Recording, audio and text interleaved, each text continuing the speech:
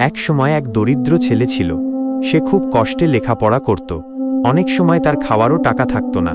একদিন সে খুব ক্ষুধার্ত অবস্থায় একটি বাড়ির দরজায় গিয়ে একটু খাবার চাইল। একজন মহিলা দরজা খুললেন। ছেলেটি লজ্জায় খাবার না চেয়ে শুধু এক গ্লাস পানি চাইল। মহিলা বুঝতে পারলেন সে খুব ক্ষুধার্ত। তিনি এক গ্লাস পানি না দিয়ে তাকে এক গ্লাস দুধ এনে দিলেন। ছেলেটি ধীরে ধীরে দুধটা খেল। তারপর বলল, আপনাকে ধন্যবাদ, আমি আপনার পাওনা কত দেব? মহিলা হাসলেন এবং বললেন, আল্লাহর নামে আপনাকে দুধ দিয়েছি, কোনো টাকা লাগবে না। ছেলেটি মাথা নিচু করে বলল, আমি আল্লাহর কাছে আপনার জন্য দোয়া করব। তারপর সে চলে গেল। বছর কেটে গেল। একদিন সেই মহিলাটি অসুস্থ হয়ে পড়লেন। রোগটা খুব জটিল ছিল। তাকে বড় শহরের হাসপাতালে পাঠানো হলো। সেখানে ডাকা হলো একজন বিখ্যাত ডাক্তারকে। ডাক্তার এসে রোগীর ফাইল দেখে অবাক হলেন। এ তো সেই মহিলা যিনি তাকে একদিন এক গ্লাস দুধ দিয়েছিলেন। ডাক্তার মন দিয়ে চিকিৎসা করলেন।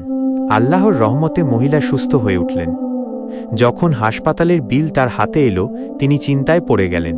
এত বড় বিল তিনি কিভাবে পরিশোধ করবেন? কিন্তু বিলের নিচে লেখা ছিল, এক গ্লাস দুধের বিনিময়ে পরিশোধিত। ডাহ আরিফ আহমেদ। মহিলার চোখে পানি চলে এলো। তিনি বুঝলেন, আল্লাহ কখনো কারো ছোট্ট সৎকাজও বিফলে যেতে দেন না। শিক্ষা, কখনো কোনো ভালো কাজকে ছোট মনে করো না। আল্লাহ মানুষের ছোট্ট ভালো কাজের বিনিময়ও বড় করে ফিরিয়ে দেন।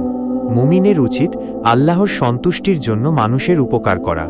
কুরআনের আয়াত, যে কেউ অনুপরিমাণ ভালো কাজ করবে সে তা দেখতে পাবে।